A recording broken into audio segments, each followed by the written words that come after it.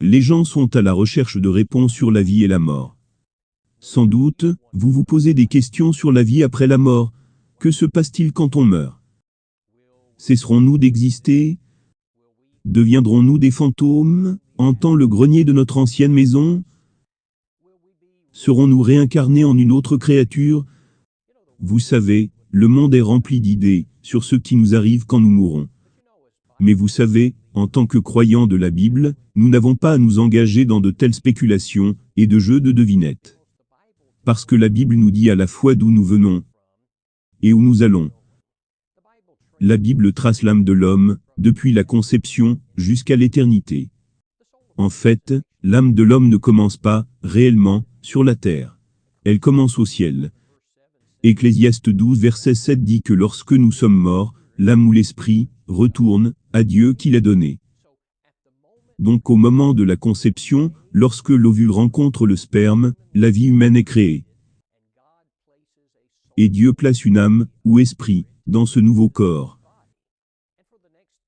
Et pendant les 70 ou 80 prochaines années, selon la durée de notre vie, le corps physique devient la demeure de l'esprit.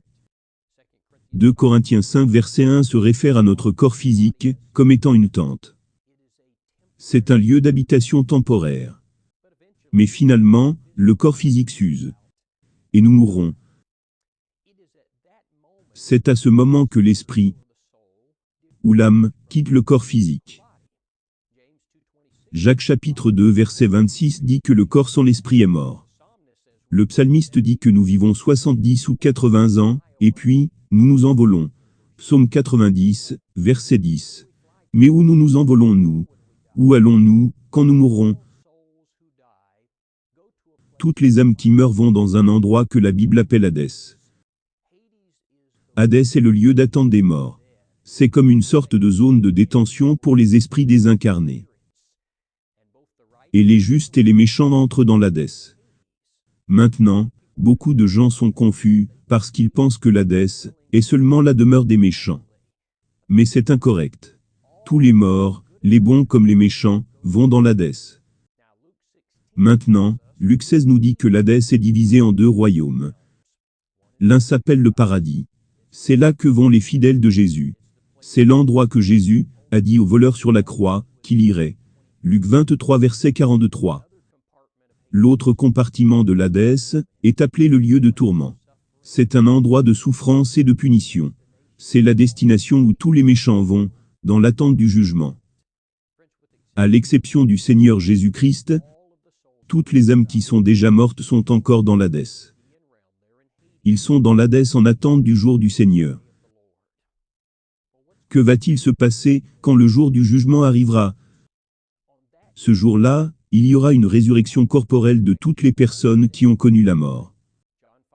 Jean 5 verset 28, Jésus dit, « Car l'heure vient, où tous ceux qui sont dans les sépulcres entendront sa voix, et en sortiront.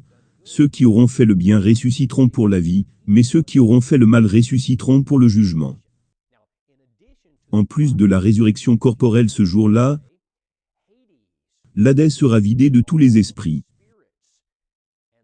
Et ces esprits, ces âmes seront réunies avec leur corps. Mais leur corps sera différent. Leur corps ressuscité ne sera pas un corps de chair et de sang. Ce sera un nouveau corps qui ne peut plus mourir. Et alors, les justes et les méchants seront rassemblés devant Dieu pour entendre leur jugement. Et à ce moment-là, Dieu récompensera les justes en les appelant à hériter du ciel, un lieu de confort et de bonheur éternel. Mais les méchants seront condamnés à l'enfer, un lieu de feu éternel, dans un lac de feu et de soufre. Cher ami, la question la plus importante dans cette discussion est: dans quelle partie de ces endroits allez-vous passer l'éternité? Vous savez, où vous allez après votre mort, dépend de ce que vous faites pendant que vous vivez, du salut de Jésus-Christ.